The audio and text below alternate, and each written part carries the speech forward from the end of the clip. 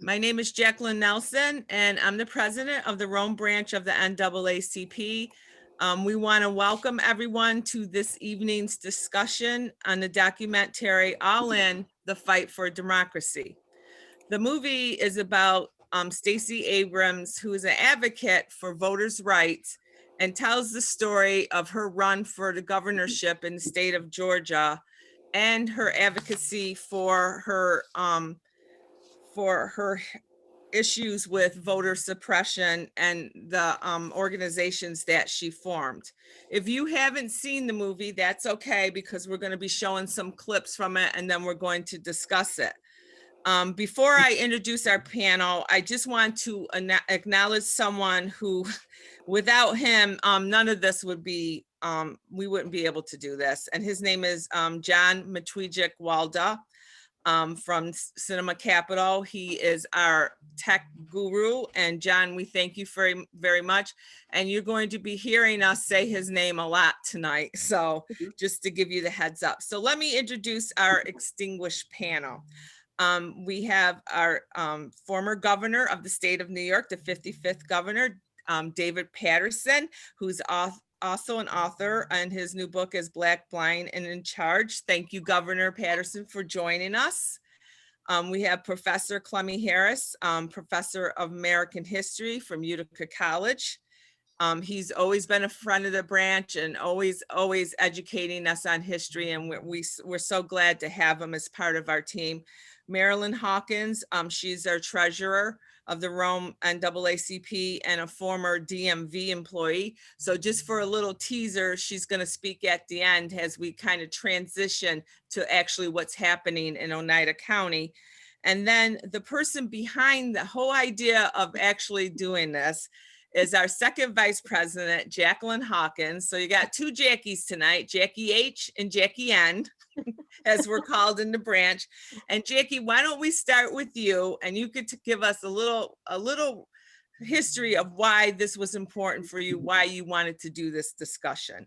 Okay, great. Thank you so much, Jackie N. And thank you to the panelists for joining us, and also to all of you that are joining us this evening. And one of the reasons that I selected this film was, first of all, a friend from Georgia encouraged me, Nicole encouraged me to watch it. And when I did, I was so moved by the history that the film entails. So just to give you a little bit of information behind it, All in, the Fight for Democracy is directed by Liz Garbus and Lisa Cortez and produced by Stacey Abrams.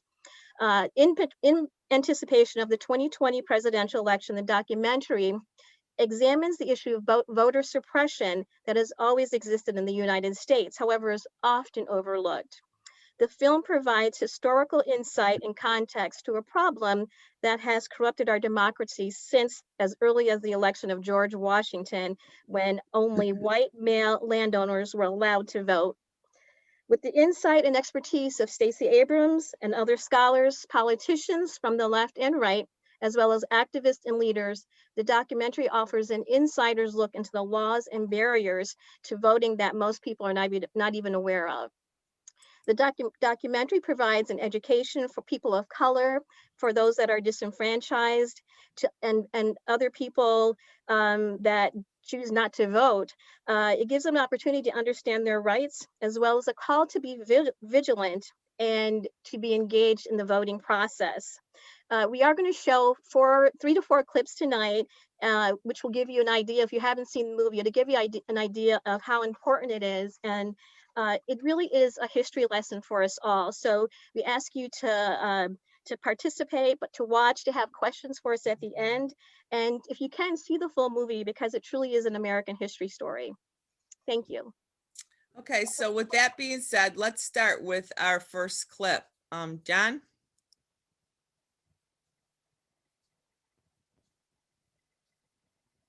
All right, let's load that up for you guys. Let's start with Dr. Harris and Reconstruction and those amendments they mentioned, the 13th, the 14th, and the 15th Amendment. Can you make some comments on that? First and foremost, good afternoon or good evening, Jackie. Good afternoon, Jackie N and Jackie H, who I did have the pleasure of meeting a few years ago, and to Ms. Marion Hawkins. I'd also like to say good evening to my former boss and good friend, Governor David Paterson. It is wonderful to be on a panel with you, sir, having a conversation about a very timely issue. I will say to you all a couple of things. One is that I do believe that what we heard about Reconstruction is very important, but you should also understand it is told from a heavy emphasis on the South. Disenfranchisement of African Americans began in the 1830s during the Jacksonian era in the North. In fact, it was Blacks who supported the Revolutionary War in the North that received the right to vote, used that right to vote to ensure that they would have schools that their children could attend. But during the Jacksonian era, they were disenfranchised. In Philadelphia and the state of Pennsylvania, Blacks who had had the right to vote since the beginning of the nation lost that right to vote. And what followed were 32 years of violence against their persons, against their homes, and disenfranchisement reigned throughout the South.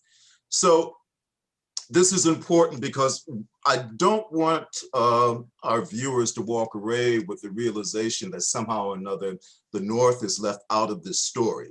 Racism actually has its origins in the urban North because the urban North ended slavery earlier than the South. And the next system that replaced slavery was the racialized method of social control known as anti-Black racism and segregation. So we should start with that particular point. With regards to the 13th Amendment, I do concur. They were looking to end slavery. And what emerges with the end of slavery is a shift of the nation from a largely agrarian-based economy to a largely industrial-based economy that would project toward the future. That's a really important point. The 14th Amendment was extremely very important because it not only extended citizenship to African Americans, but it gave Black men in the South, this is a critical point, it gave Black men in the South the right to vote. Black men in the North would not receive the right to vote until the 15th Amendment in 1870. But I do want to push back on the narrative that about Reconstruction, because while Black people received the right to vote, they did not receive economic rights. And there is a very key relationship between the ballot and economic opportunity. In fact, being denied access to economic opportunity is what allowed African Americans to not fully actualize the power of the ballot. Black people left an economic system on the plantation under slavery only to return to that system under a new name, sharecropping. And following that were the Black codes, which meant that if you were off the plantation without some form of permission, you could be arrested and reduced back to a point of slavery utilizing the prison system that then used your labor to produce economic opportunity for the various plantation owners that existed there. So Reconstruction does have a very important moment in our history. The 13th and 14th Amendment are very important, but we should all take into consideration that when we think about Reconstruction, when we talk about it, most of us talk about it from a heavy geographic position of the South, without including the North. That's a really important point, right?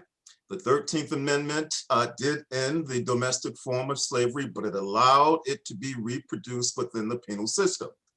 The 14th Amendment did extend citizenship rights. There's no doubt about it whatsoever.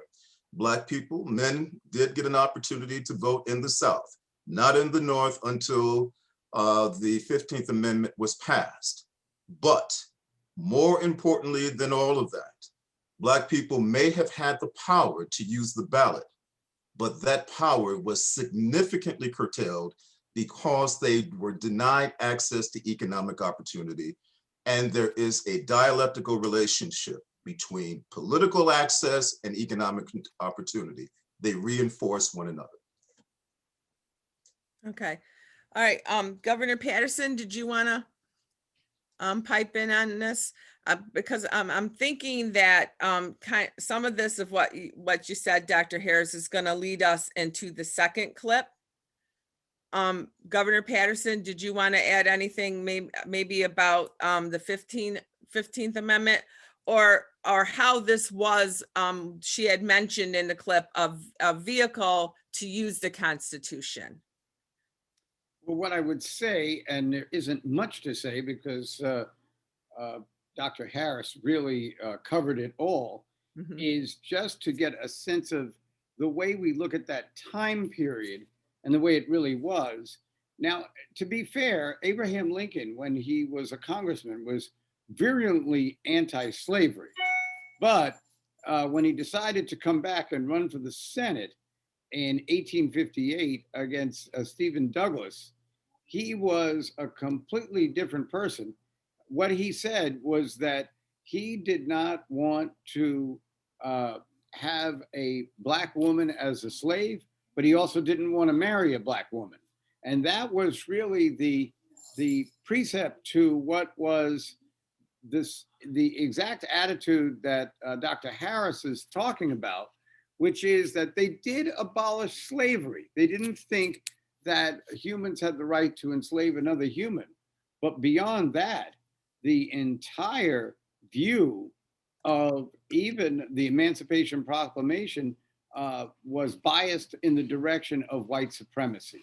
In other words, there would be really no opportunity for economic development or anything other than sharecropping, which was really slavery, with some of the bare resources that were spent on the slaves now sent to pay the slaves to work on those areas. I think I would just comment that in the next 40 years, many African Americans moved from those areas to incredible places like Oklahoma City. And the one that I want to talk about briefly is Helena, Montana. By 1895 in Helena, Montana, the Black population of that city, the capital of the state of Montana, was 5% of the population. There were business owners, there were civic leaders, there were different types of economic development that were experienced by the African Americans that moved to that area. And then I think after the vote, the second issue for suppression of opportunity was actually zoning. And these communities were zoned into one community, making it far more difficult for the success of these Black businesses and these Black people. And by 1900 census, the Black population, which was 5% in 1895, had dropped to 0.03%, 0.3% of the population. Everyone moved out of Helena, Montana. Of course, 20 years later, the attack on the what was called the Black Wall Street in Oklahoma City, Oklahoma. So it wasn't just that slavery ended. This belief, this domination, this supremacy that existed in terms of changing the African American culture and the quality of life that many of our ancestors were forced to live in was demolished even after the Civil War and the adoption of the 13th, 14th, and 15th Amendments. The interesting thing about the Black voters in the South, there were so many plantations, there were actually just as many Blacks who could vote as there were whites in a lot of those areas, which is why you saw some US senators who were Black elected during that period of time. Mhm. And the election in 1876 that crowned Rutherford B. Hayes as the president, required a concession to the South that they could go back to near apartheid conditions for blacks in those areas in which they served. Yeah, and to keep it, and thank you for your comments, and to keep it in context with the film as well, it does mention that how with those changes in the laws that blacks were actually voting at a rate of 67%, and then with these laws that they put in place, it went down to 3%. So they actually did, and then they put all these barriers and obstacles into place to prevent them from moving forward, and like the poll tax and that sort of thing. Oh, Could I absolutely. just expound a little bit on that point, Ms. Hawkins? The reason that occurred is because the North was becoming increasingly unwilling to use the power of the federal government to protect Black rights at the state and local level. I think I want to really underscore the point that the governor made, because this is really very critical. Black citizenship does not grow organically, folks. It doesn't grow organically from the local through the state, as was the case for citizenship for whites. Black citizenship is a product of federal intervention. Black protection has been a product of federal intervention, not only during the period of Reconstruction, but right now, as we are having this conversation, 270 plus pieces of legislation are moving through 43 different state legislatures led by loyalists to Donald Trump, who bought into the big lie, that are seeking to undo the very thing that we are talking about, right? That is because even today, the protection of Black citizenship has its greatest strength at the federal level, because our citizenship did not come organically through the state and local level. We are still fighting to maintain access to the ballot. That's the very basis of why Stacey Abrams did what she did, right? Thank you. Absolutely, yes, and that's why I felt that this was a very important for our time. So thank you. Yes. Definitely, definitely. So let's move on to clip. We're gonna go, since we've talked about, let's go to the clip number 3, Voting Rights Act, and let's have a little discussion about that through the years. So let's Professor Harris, can we start with you again on this? One of the things that I find interesting as we look through history is, as you take men like Lyndon Johnson and even Abraham Lincoln, who started out with views, and they realized that they had to come along and change with history, what was going on. And now we seem like in these times, we're at a point where people don't seem to see that anymore, don't seem to see the dangers in not changing things or fixing things. As I watched the movie, one of the things that bothered me was actually Justice Roberts, and that case that he had voted against that, and then watching it spread throughout the country. So can you comment on that? How the voting rights is in danger? So let me start first with this. It is often said that the model of democracy that the United States practice is borrowed from Greece, and that historically does check out. But what a lot of people don't understand is that the ancient Athenian model of democracy that the US and other Western countries talk about did not extend citizenship to everyone. Democracy has never, in the Western context, meant that everyone would have equitable access to citizenship. So let's start with that particular understanding, because this is the framework that we're working in, right?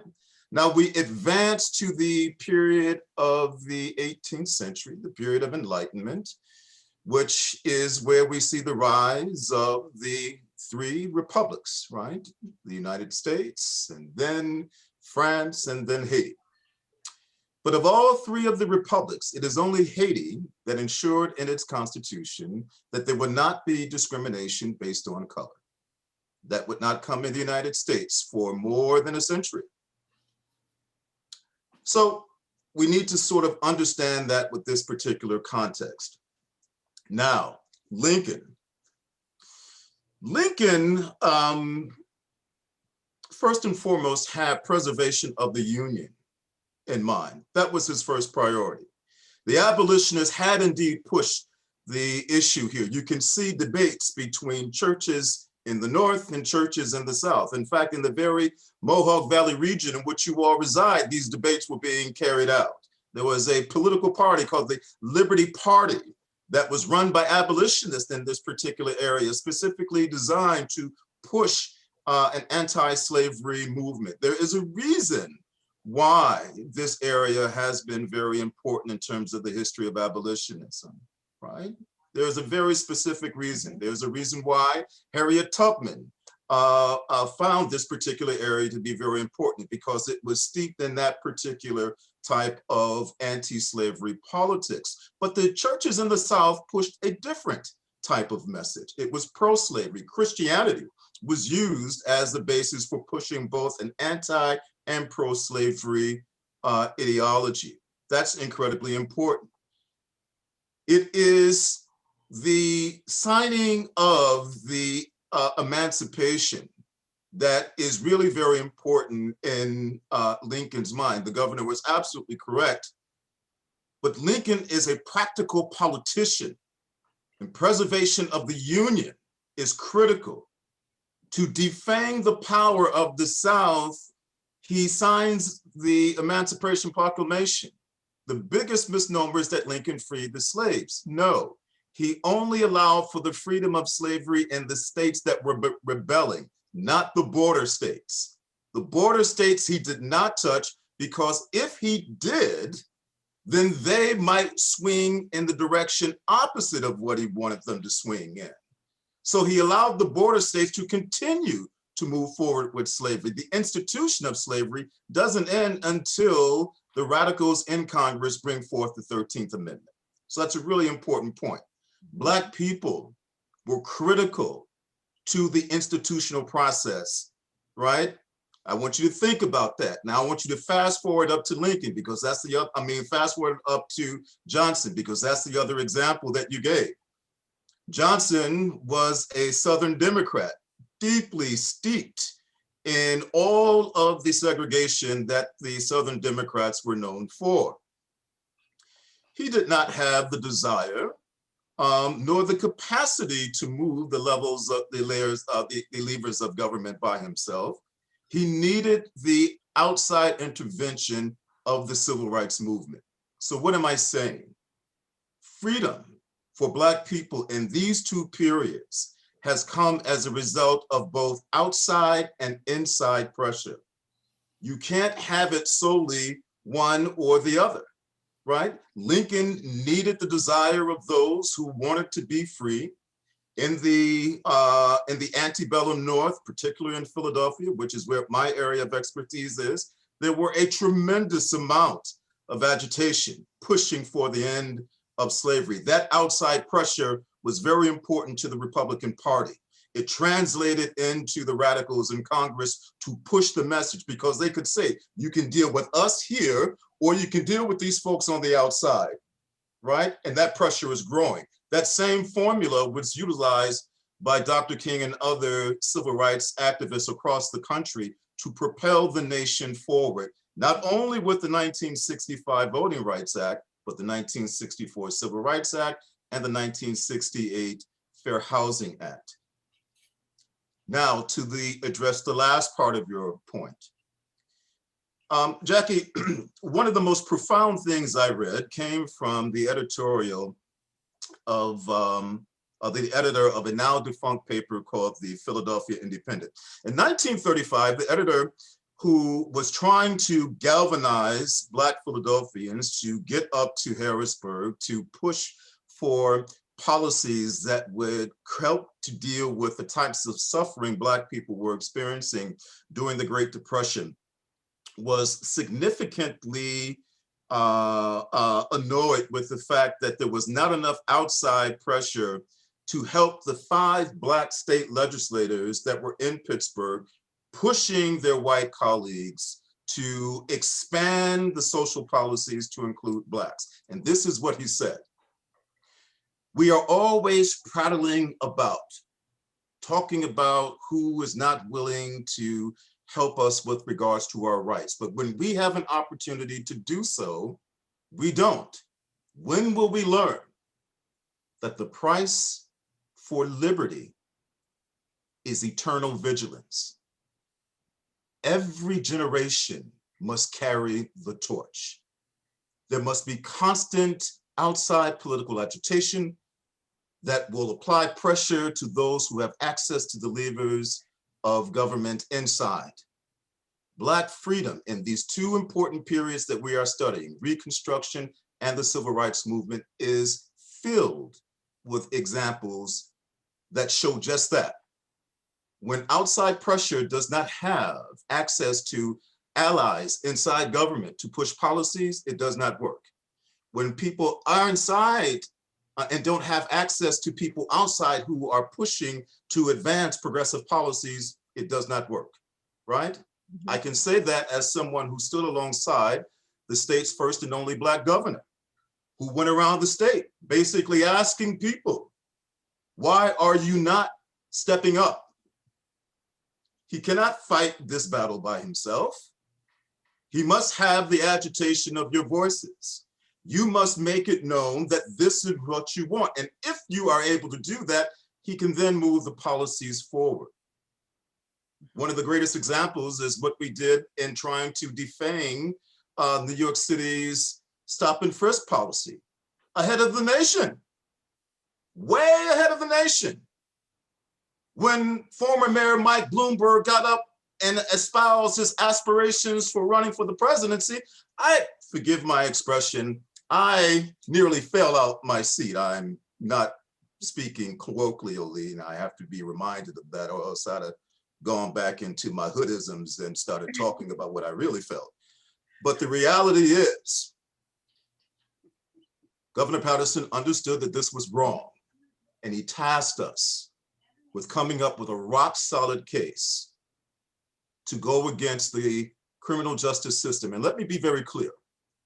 To reform the criminal justice system, you are talking about reforming the sovereign poverty of the sovereign power of the state itself, the sovereign power of the nation. The nation holds the sovereign power over life and death. When you seek to reform that, you are literally challenging the sovereign power of the nation itself.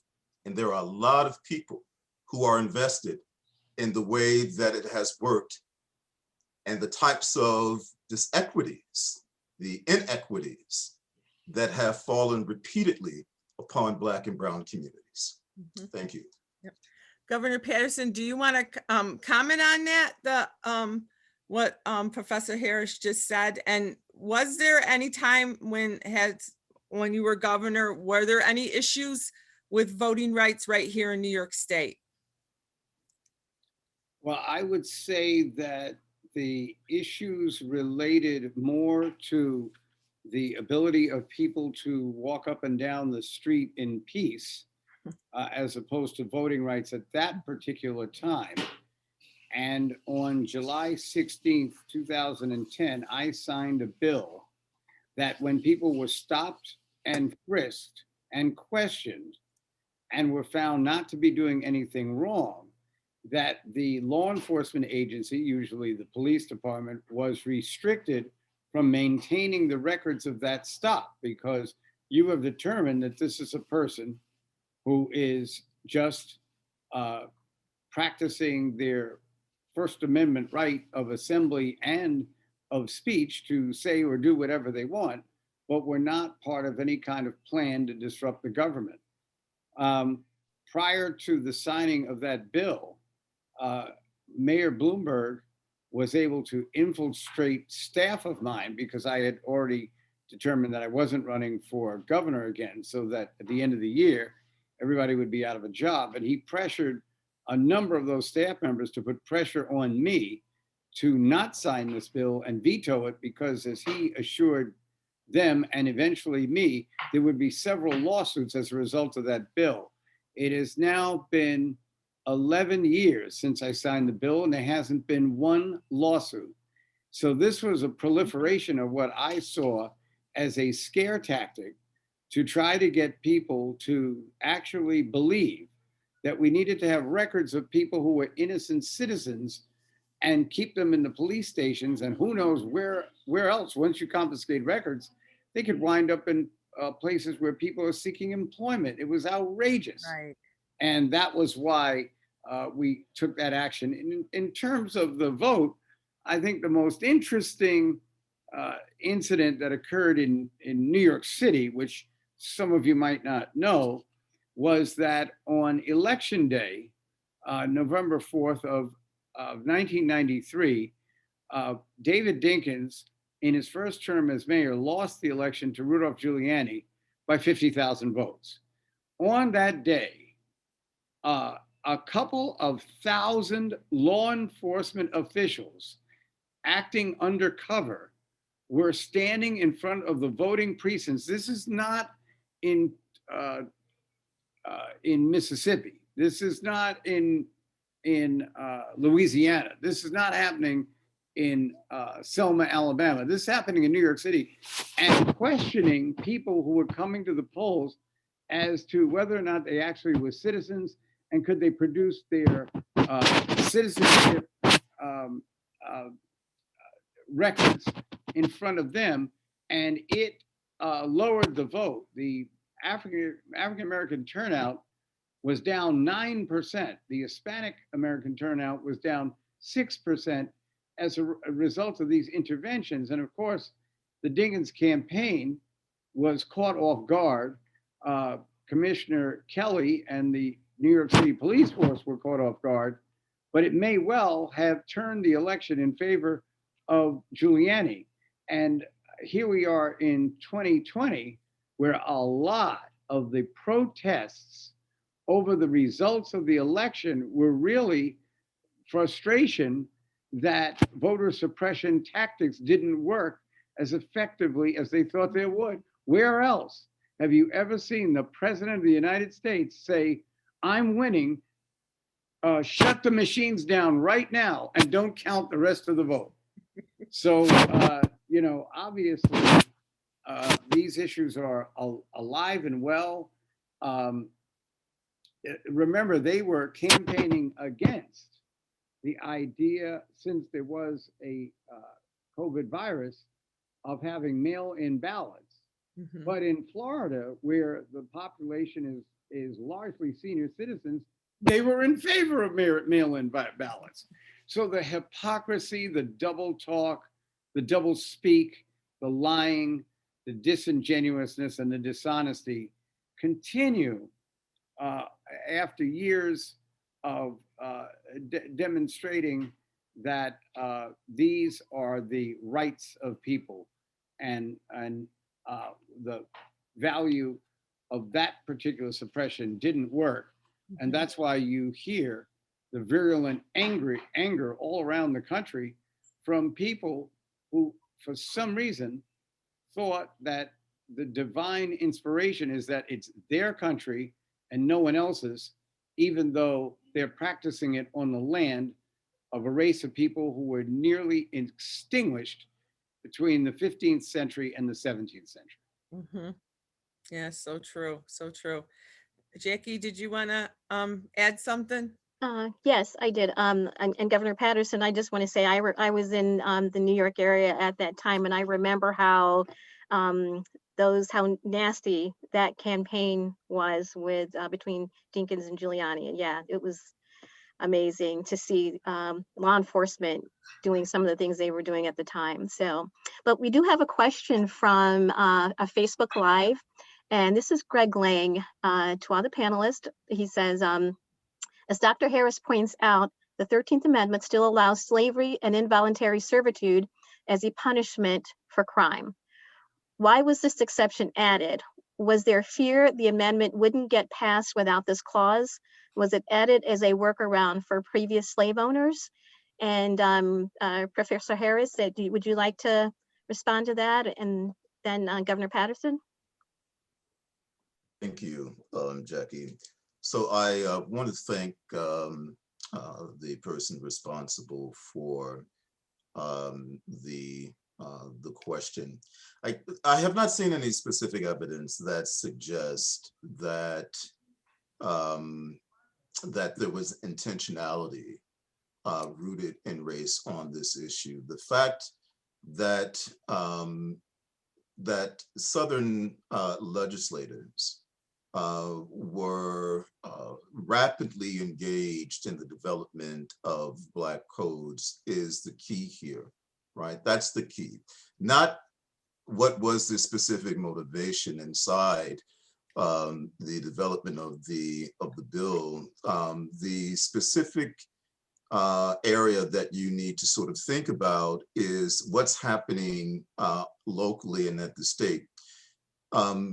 When Black people are free after slavery, the whole question of their mobility becomes the major concern, not only for the police, but also for the citizens who feel, white citizens who now feel very threatened by the mobility of Black people themselves.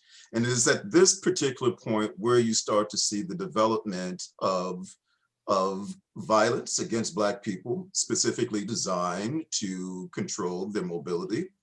And it is here where you start to see the development of the Black codes, which was specifically designed to do just that. It is also here where you see the rise of the Ku Klux Klan that took over the actions of slave patrollers who were specifically designed to hunt Black people. And it is here where you start to see the ability for Black people to be charged with a violation, and this is key, and not be able to ultimately pay the fine for the violation. And as a result of not being able to pay the fine, they are ultimately deemed a criminal and reduced to slavery. But the whole the whole title of being reduced to being a criminal is a lifelong. It's a lifelong title that will forever bar you from really being able to do any work other than that which someone enslaved would be able to do. So it's a combination between the language of the 13th Amendment that ran very much along the politics of the South to regain control of local and state governments through the advent of the Black codes, through the advent of the Ku Klux Klan, and ultimately through the advent, and I can't say this enough, of denying Black people access to economic opportunity. And here's why this is so very important. The greatest, and Governor Patterson talked about this, the context of migration. We haven't gotten to this yet, but the Great Migration really has historically, when people talk about it, they talk about it toward the latter part of the 19th century and during World War I. But the Great Migration really begins at the end of slavery because Black people are walking away from the plantation. They are electing to leave the South. They are rejecting that and they are moving north because they are hearing that there are bigger economic opportunities in the industrial settings of the North. So they are leaving, but they are also being interdicted on the roads as they are trying to make their way north. And they're being stopped because the South does not want to lose its labor supply. Slavery gets reformed within the context of the prison system. And the first sign of that were the prison farms themselves.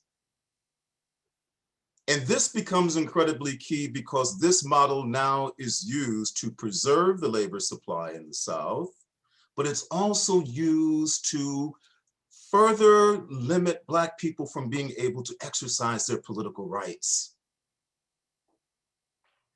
I think one of the greatest things that we have seen so far is the way in which Michelle Alexander talks about the rebirth of Jim Crow, right? When she says, people like to think that slavery ended with the 13th Amendment, but all it did was take on a new form, right? And she traces how it regenerates across time and space from the 13th Amendment right up to mass incarceration today. If you want any proof of that, think about what the Department of Justice found out in 2016 when it investigated Ferguson, Missouri. The vast majority of citations, Black people are 67% in Ferguson. An overwhelming majority of all of the citations were written to Black people, not for a criminal safety need, but for a revenue generating need. And when they could not pay the fines, they ultimately got jailed. The use of force, the vast majority of the use of force against Black people, 100% of the dog bites, African-American people.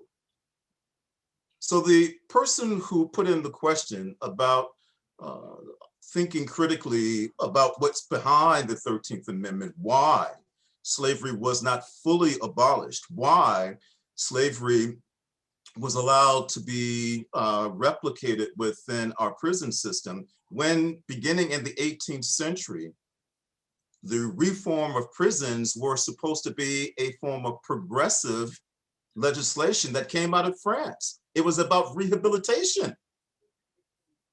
That was in the 18th century. Prisons were designed to rehabilitate people and to bring them back into society. But with regards to the 13th Amendment, that did not exist. And so we see how between the type of language that the 13th Amendment represented and the political aspirations of Southern state and local leaders was a perfect storm that allowed Black people to be, as Du Bois says, returned to slavery, even though they had been freed. This is one of the reasons why, and I will conclude with this, Black people have the distinct history of being the only people in the land of the free and yet were unfree. True, so true. Governor Patterson, let me ask you if you just wanted to make a few comments about we have a question of asking to discuss disenfranchisement and gerrymandering. Do you have any comments on that? That's always been a way in which whichever party is drawing the reapportionment lines, as occur every 10 years in this country after the census, have the capacity to control the way districts are drawn, and to for preservation, if there is a growing number of people in the area that might vote differently than those who are drawing the lines would like, that's what gerrymandering is. Gerrymandering was the name of a congressman who sort of invented this idea. And so the whole issue that occurred in New York with the Republicans having control of the New York State Senate is that they would draw these incredible districts to maintain their members. There was one member, the late Guy Villela, he represented the Bronx. The Bronx had become highly African-American and Hispanic, and to draw a district, they drew a district where parts of the district were not even connected to each other. And when we looked at it once, we compared it to a dismembered lobster. That's what it looked like. And it's always been a way to minimize voting capacity. And so, for instance, with a large number of people living in Harlem and the Upper West Side of Manhattan and East Harlem and areas of Washington Heights, what they used to do back in the 20s and 30s was they would draw the district and take that big area and put it into fourths. So 1/4 was in the Inwood area coming down to Washington Heights. 1/4 was in the Upper West Side in Harlem. 1/4 was in the Upper East Side in Harlem, and 1/4 went all the way to the Bronx. So no African American could ever really win these seats because they were split so much in half. Now, what's interesting is that in the last 20 years, there has been a different way of gerrymandering, and it was actually to consolidate all of the African Americans and put them in the same district so that you had enough whites to outvote them. So in other words, they would put all the African Americans in one district as opposed to having significant numbers that could influence the vote in other districts. And you saw that in the state of Georgia back in the turn of this last century, where the gerrymandering actually worked in reverse because they thought it was more suitable just to let all the African Americans vote for a couple of African American elected officials and then segregate them from the rest of the population. So we've seen actually opposite applications of the gerrymandering principle, but the bottom line was to reduce the number of Democrats, as most African Americans are, and also to reduce the power and authority that the African Americans who won these seats could have in the legislatures and in Congress. Jackie, I hope the governor doesn't get embarrassed by this. I have long held that his record on progressive legislation has never really had its due. Governor, you do recall the legislation that you signed that made it so that people who were serving prison terms upstate must be counted in their home of residence rather than the prison? Yes. Folks, and I'll allow the governor to speak to this, but this extends the question from the person from Facebook, because I want you to understand how the prison system interacts with this conversation on voting. One of the reasons that the South had such a stranglehold on American democracy and American political institutions was because of the 3/5 clause that allowed the vast majority of Blacks to only be counted as 3/5 of a person. But that was strong enough for the census, which then increased the political representation of Southerners in the South. In the North, there was something not necessarily rooted in a 3/5 context, but it nonetheless allowed for rural communities to have very significant political representation that did not reflect their actual numbers. And the governor doesn't go around tooting his own horn, but I thought this was really important to set the context, because I would like him to share with you all, his thinking on why he attacked that particular system. Well, I think just in the sense of the violation of what is really the merit and the belief of what our founding constitution was supposed to be and what our Declaration of Independence was purported to be. One of the lines in Declaration of Independence describes slavery as the greatest woe to mankind. It was written by Thomas Jefferson, but after a coalition of New England slave traders and Southern planters, that statement was removed from the Constitution. It was just our attempt at trying to restore integrity to our system of counting people for the census.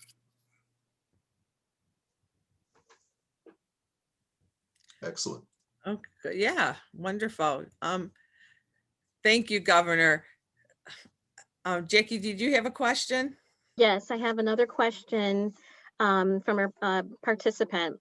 And it says, I'm an African-American male in my 60s. And what I find in the central New York area, especially, is that it's very difficult to get people of color to vote in those primary elections, those more local elections, they may participate in the national, but do not get out their vote in the more local elections.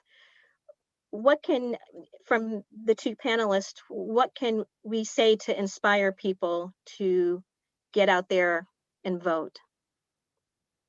Well, I'll begin. I'll just say that when a people have felt disenfranchised, they don't consider that they still have some weapons to reinstate it.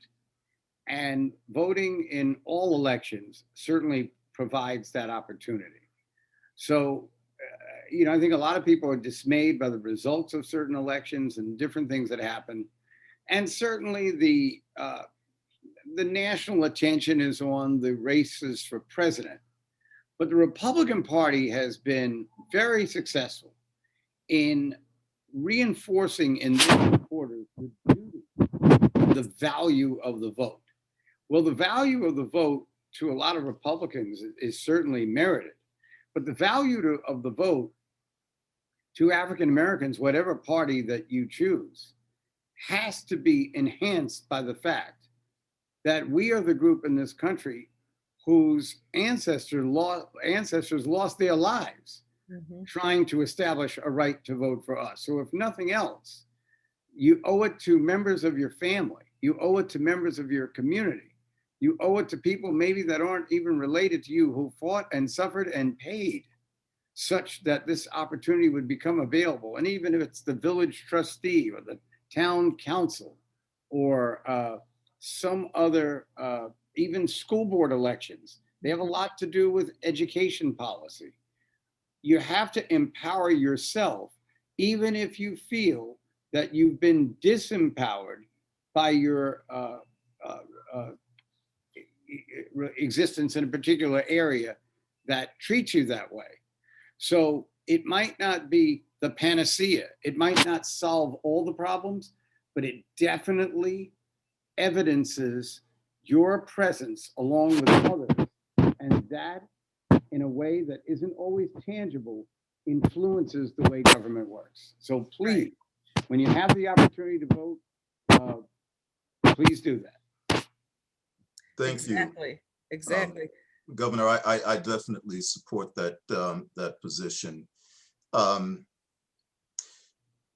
of the benefits of being a scholar and professor of the long Black freedom struggle is that you get the benefit of history. And there are a couple of things that you learn. First and foremost, history may be the study of the past, but it rarely has to do with the past. History almost always has to do with the future. That's the first point that I want to put forward. The second point is that to the gentleman's question, mobilization is the key. Mobilization is the key, and mobilization cannot stop. It's not mobilization around a national race and then you recede back into the comfort of your home. Mobilization is perpetual in nature. One of the first things I was involved in after Philadelphia gave Biden Pennsylvania, which therefore gave him the presidency, I was in a community call with a prominent Black pastor in Brooklyn and Congressman Hakeem Jeffries. And we talked about where do we go from here. Governor, you know the pastor, it's Cornerstone Baptist Church where we went to in Brooklyn. And we had a conversation, where do we go from here? And one of the first points I said is, this is not the time to relax. This is the time to build on the activism because local elections and midterm elections had already started. Too much emphasis in terms of our news in terms of how we think about politics is at the national level. Some of the most important legislation is happening at the local level. Mhm. And we are not focusing our attentions on that because we have become seduced by the national conversation, seduced by the cable news. We have been separated from our history. Governor Patterson talked about the sacrifices. Well, those sacrifices only have value if we are steeped in our history, if our history is the basis upon which we are thinking about the development of strategies. But as a people, we have gotten away from that. So to the gentleman who put forward the question, in addition to everything the governor has said, I think that a practical way of thinking about this is who are the 1, 2, or 3 people you could develop a conversation with around political mobilization? And what types of conversations can you get started with? What are the issues that you see as important issues in the community itself? And where are the resources that you could draw upon? How do you contextualize this?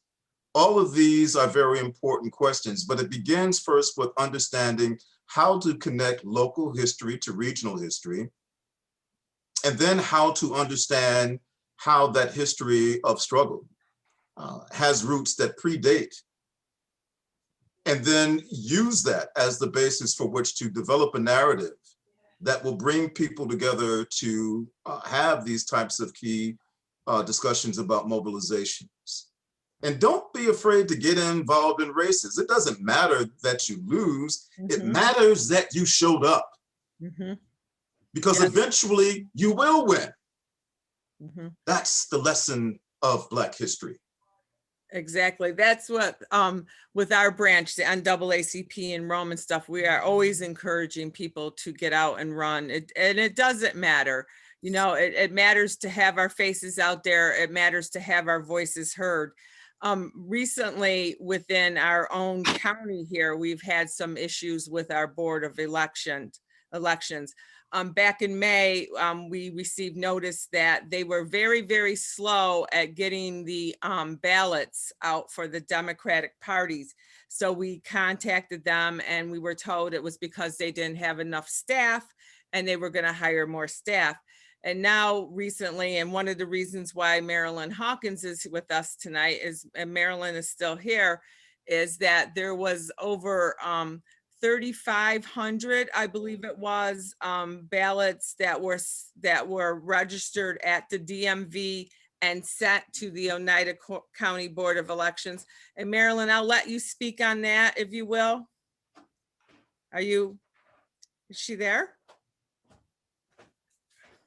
Maybe she's muted.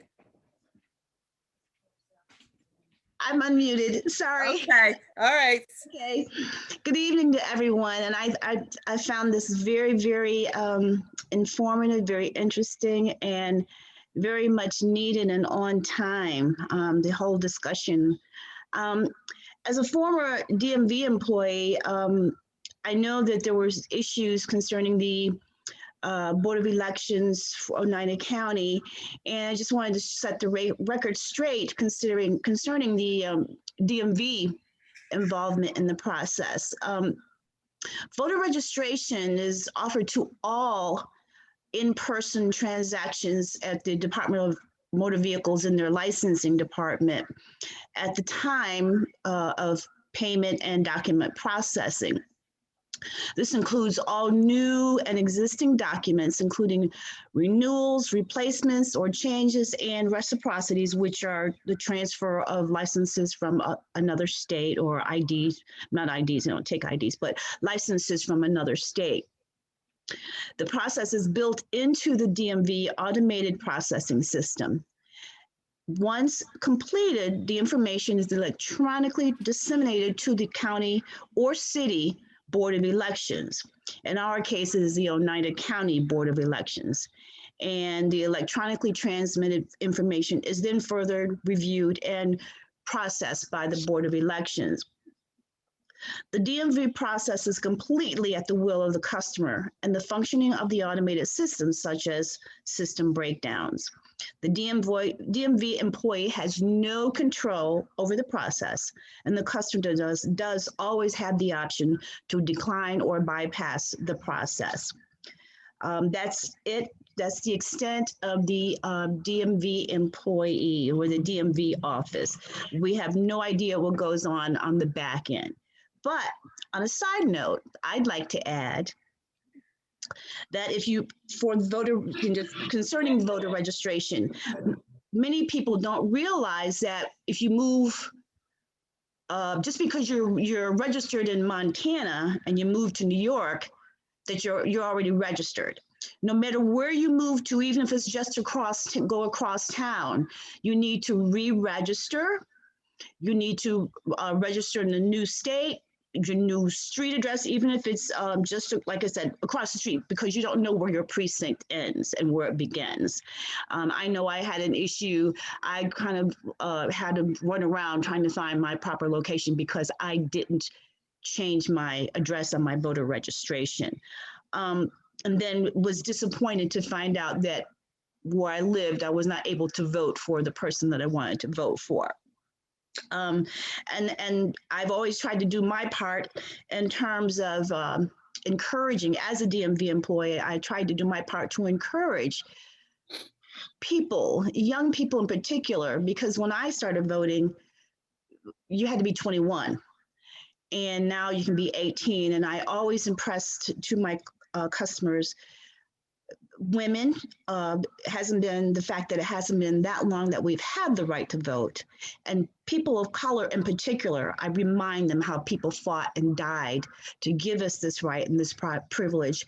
And if you do nothing, you can say nothing about what is wrong, as well as the fact that what happens today is going to affect your future and your family. So you need to get out and get involved and parents need to stress this to their children, their grandchildren, teenagers, young people need to talk to each other about it and get involved and do something to help push the stagnation of that people of color have dealt with for so many years.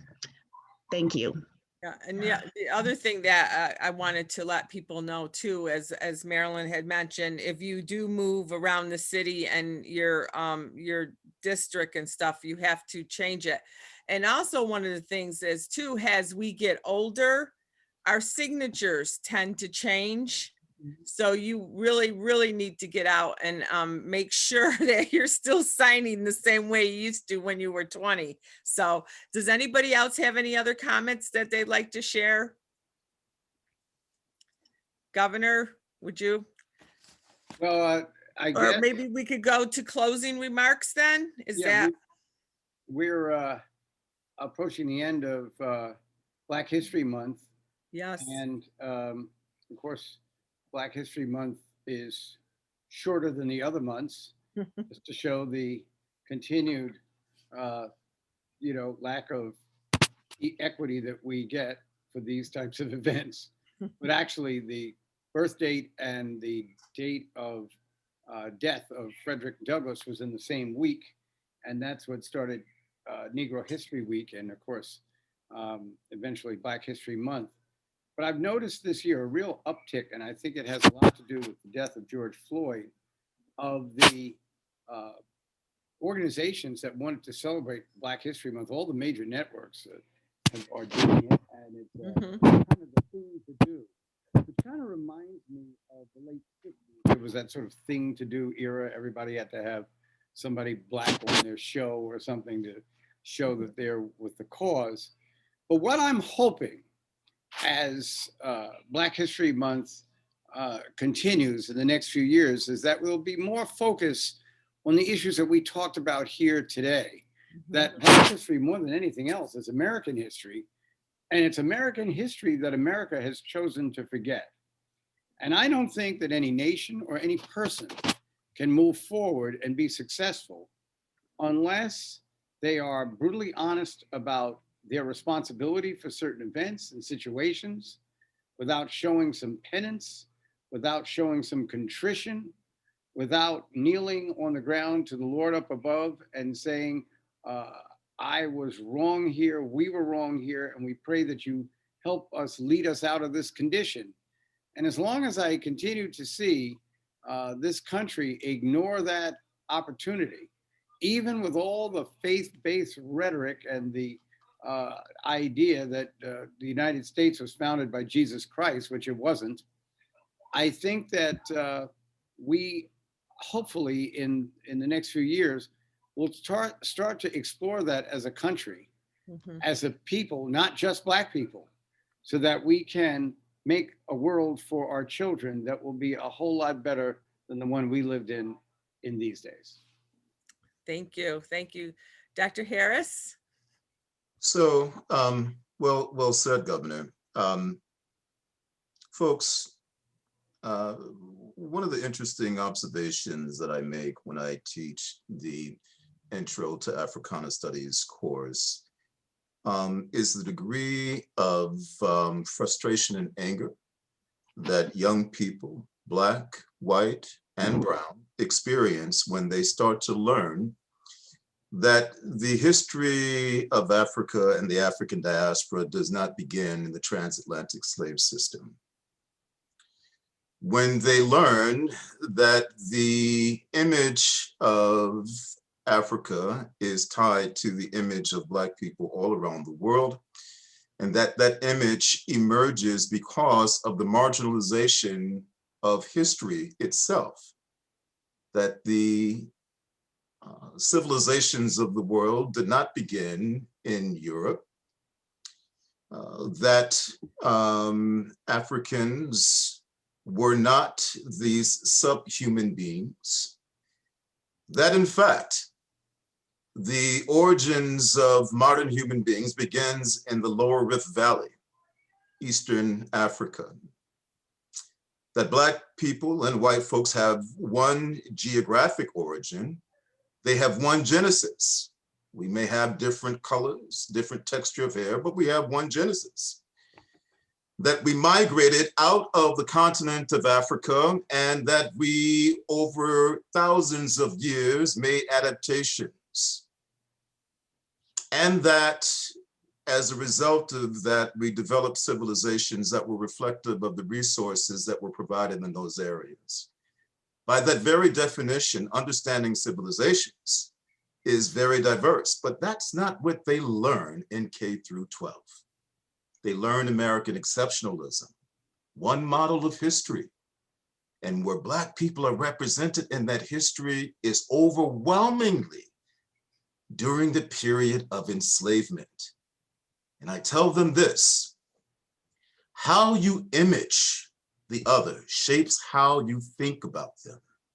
How you think about them shapes your attitudes and actions towards them. And your attitudes and actions, whether they take the form of words or physical activity, defines the history. But if that image is informed by the marginalization of history, if that image is reflected overwhelmingly within this negative perception of Black people whose value ultimately is because of the labor that they supplied, and then ultimately because of the perpetual debates as to whether or not they are a drain on the social resources of the country, then you enter into the world with a fixed image of Black people that is negative. You fail to understand your common humanity with them. You fail to understand that the civilizations of Africa advanced before that of Europe, and that European civilizations were built off of African gold. You fail to understand the diversity of Africa's gift to the world itself. You fail to understand that the transformation of Europe's relationship with Africa during the period of the 15th century bore out of the advances of the Ottoman Empire knocking on their front door, threatening to ultimately enslave them, which led Prince Henry of Portugal to try to find a way to fuel, to build the treasuries so that he could have the monies needed to build the armies and the navies. And he learned about gold in Africa, and he learned about Black people who were enslaved, and he learned, most importantly, about the sugar plantation system. Those are very important factors. And one of the final things I tell them is this: every time you go into a checkout line from a grocery store, look to your right and look to your left. You're going to see candy on both sides. And as you look at that sugar, you are in touch with the history of the transatlantic slave trade built off of the sugar economy. Thank you. Thank you, Dr. Harris. Jackie? Sorry, I had to unmute. Oh, there you go. Sorry about that. I just really wanted to thank the governor and Professor Harris and Marilyn and Jackie for supporting me and this initiative for Black History Month. And I can't think of a better way to end the month with this message, because it underlies the message in the documentary, which means, and you know, both Dr. Harris and the governor alluded to this, that the energy and momentum can't die just because or peter out as the year goes on. That's one of my big concerns is, while I agree with the governor, there is an uptick in the momentum this year because of all of the George Floyd and all of the Black Lives movement, like Black Lives Matters movement is going on. But I just want us to embrace the fact that this is a fight that needs to keep going on.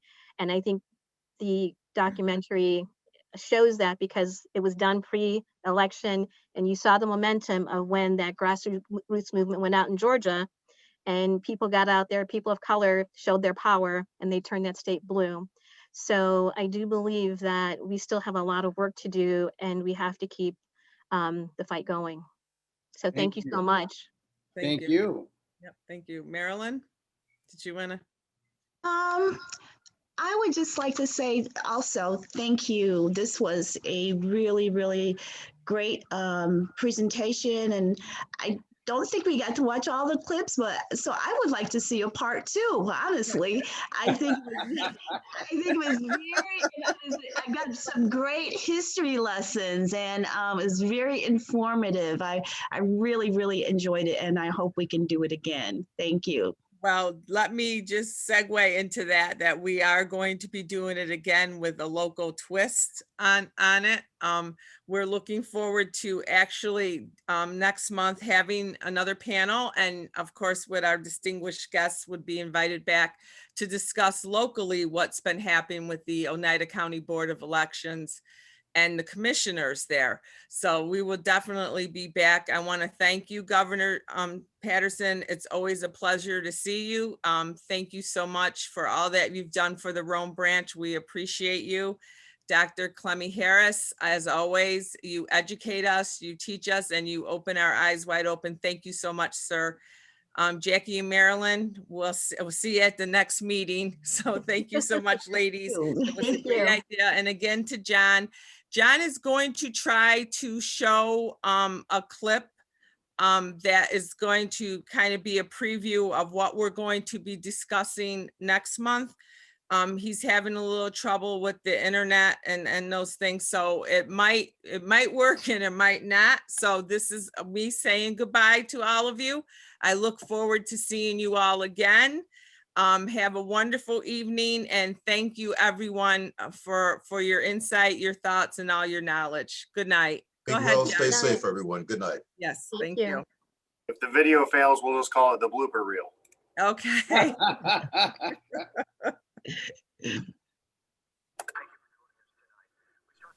With an Eyewitness News exclusive, the New York State Board of Elections is joining Oneida County Executive Anthony Picente in calling for the resignation of County Board of Election Commissioners. On Monday, during an executive session, the state commissioners decided to give the county commissioners a week to make their decision on whether they were going to resign. If nothing changes, we now know the State Board of Elections will reach out to Governor Andrew Cuomo themselves and ask for them to be removed. I wanted to deliver a clear message that our four commissioners felt that if they were not willing to resign their positions, we were prepared to send a letter to the governor asking for them to be removed. And we have reached out to the governor and the Oneida County Board of Elections commissioners numerous times for a comment. We have yet to hear back. The fallout continues. Hey, no bloopers. Fantastic. Thank you, Great everyone. job. Bye-bye. Bye-bye.